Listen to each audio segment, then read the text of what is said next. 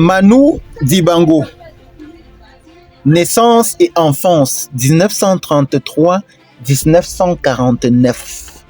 Emmanuel Djoké Dibango, connu sous le nom de Manu Dibango, né le 12 décembre 1933 à Douala, au Cameroun.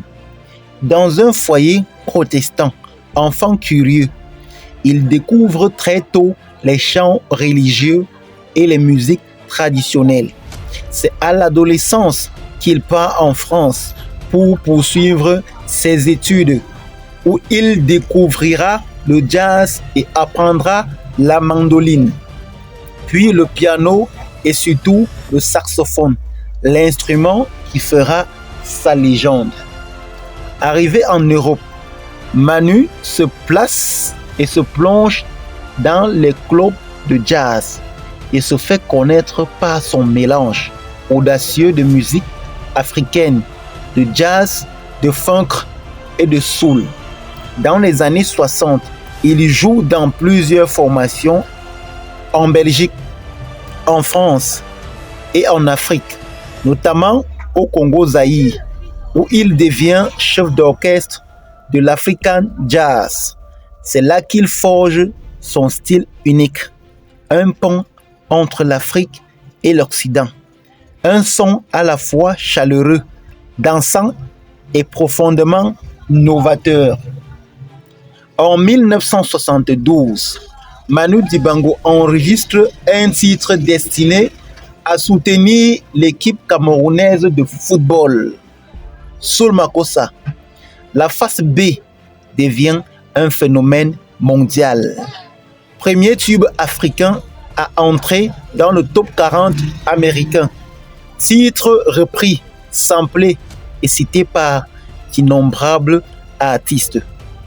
Sa célèbre phrase Mamasa, Mamakossa inspirera même plus tard Michael Jackson dans Wanna Be Starting Something.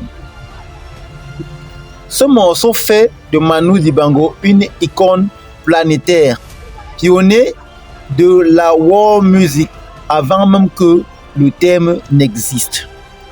Après Soul Makossa, il enchaîne les collaborations prestigieuses.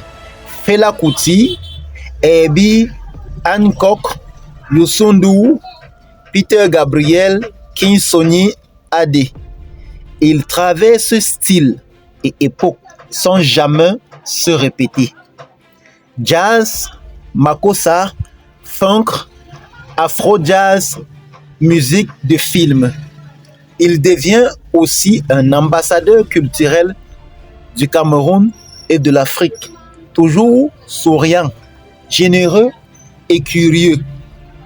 Manu Dibango reçoit de nombreuses distinctions, notamment chevalier puis officier de la Légion d'honneur, artiste de l'UNESCO pour la paix, plusieurs prix musicaux internationaux.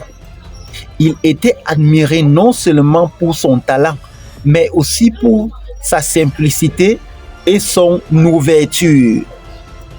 Manu Dibango s'éteint le 24 mars 2020 à l'âge de 86 ans en région parisienne des suites du Covid-19. Sa disparition marque profondément le monde musical africain et international. Les hommages pleuvent partout. Artistes, chefs d'État, fans, tous saluent un géant du saxophone, un pionnier, un homme qui a fait dialoguer les cultures.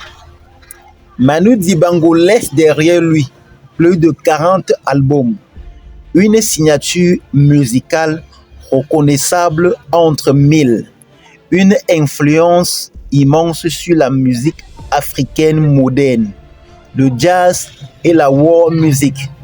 L'image d'un artiste cosmopolite, généreux et toujours lumineux.